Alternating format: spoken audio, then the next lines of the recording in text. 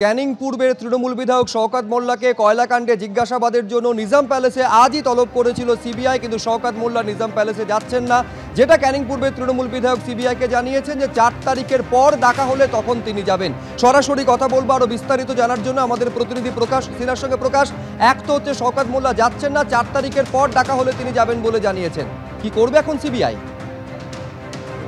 এখন সিবিআই আধিকারিকরা জানাচ্ছেন যে অফিসিয়ালি তাদের কাছে এখনো কিছু আসেনি। অফিসিয়ালি তাদের কাছে কোনো কমিউনিকেশন আসলে তারা কিন্তু পরবর্তী পদক্ষেপ কি হবে সেই বিষয় নিয়ে তারা চিন্তা ভাবনা করবেন। কিন্তু আজকে শওকত মোল্লাকে কেন কয়লা পাচারকাণ্ডে ডাকা হলো? তোমার মনে থাকবে যে প্রায় 1 সপ্তাহ আগে আসানসোল কোর্টের তরফে সিবিআই এর তদন্তকারীদের নির্দেশ দেওয়া হয়েছিল যে একটা নির্দিষ্ট ডেট দেওয়া হয়েছিল, সেই ডেটের মধ্যে কিন্তু কয়লা পাচারকাণ্ডের তদন্ত শেষ করতে হবে এবং ফাইনাল চার্জশিট অর্থাৎ ফাইনাল যে চার্জশিট সেই চার্জশিটটা জমা দিয়ে চার্জ ফ্রেমের প্রক্রিয়া শুরু করতে হবে, অর্থাৎ ট্রায়াল শুরু করতে হবে। এবং তার মধ্যেই আমরা দেখতে পাচ্ছি সিবিআই সূত্রের খবর তৃণমূল বিধায়ক শওকত মোল্লাকে তলব করা হয়েছে। আজকেই তাকে তলব করা হয়েছিল। এবার তিনি আসছেন কিনা, তিনি সিবিআই এর আধিকারিকদের অফিসিয়ালি কি জানান সেটাই দেখার বিষয়। কিন্তু তোমার মনে থাকবে শুভজিৎ, আগেও কিন্তু শওকত মোল্লাকে কয়লা পাচারকাণ্ডে তলব করে তাকে জিজ্ঞাসাবাদ করা হয়েছে। মূলত যেটা সিবিআই সূত্রের খবর, সেই এলাকায় বেশ কিছু লেনদেন হয়েছিল, সেই সংক্রান্ত তথ্য জানার জন্যই কিন্তু এর আগের বার শওকত মোল্লাকে তলব করা হয়েছিল। সিবিআই সূত্রের খবর, সিবিআই আধিকারিকরা জানাচ্ছেন নতুন কিছু তথ্য সামনে এসছে, সেই তথ্য সামনে রেখেই কিন্তু ফের তৃণমূল বিধায়ক শওকত মোল্লাকে তারা জিজ্ঞাসাবাদ করতে চান, তাই তাকে তলব করা হয়েছিল। এবার দেখার বিষয় হবে যে তিনি আজকে সিবিআই তদন্তকারীদের অফিসিয়ালি কি জানান এবং তারপরে সিবিআই তরফে কি পদক্ষেপ নেওয়া হয় বা পরবর্তী পদক্ষেপ তাদের কি হয় সেটাই কিন্তু এখন দেখার বিষয় হবে।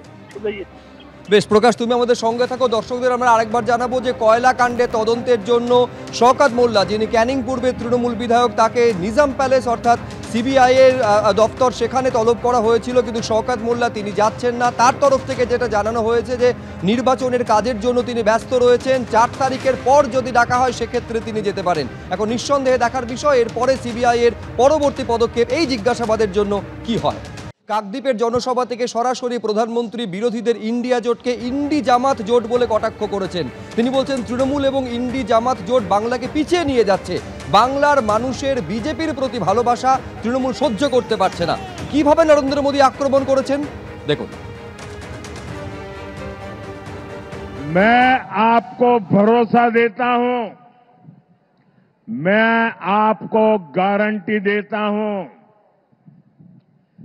मैं विकसित बंगाल बनाने के लिए पूरी ताकत लगा दूंगा।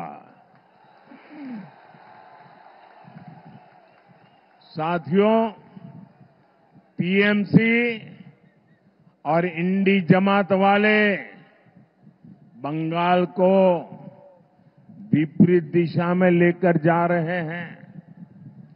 बीजेपी पर बंगाल के लोगों का प्यार टीएमसी को बर्दाश्त नहीं हो रहा है, इसलिए टीएमसी बुरी तरह बौखलाई हुई है।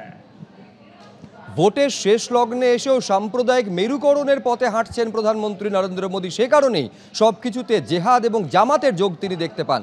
এইভাবে অধীর রঞ্জন চৌধুরী নরেন্দ্র মোদীর মন্তব্যের কটাক্ষ করেছেন দেখুন। মোদীর একটাই লক্ষ্য, নির্বাচনের শেষ লগ্নে এসে যেটুকু এখন নির্বাচন বাকি আছে সেখানে একটা সাম্প্রদায়িক বিভাজন, সাম্প্রদায়িক মেরুকরণ এখনো তার লক্ষ্য। সেই জন্য সবকিছুতে জিহাদ দেখে, সবকিছুতে জামাত দেখে। এটা পরিকল্পিতভাবে এইসব কথাগুলো বলা হয়, কারণ ভোটটাকে বিভাজিত করতে হবে।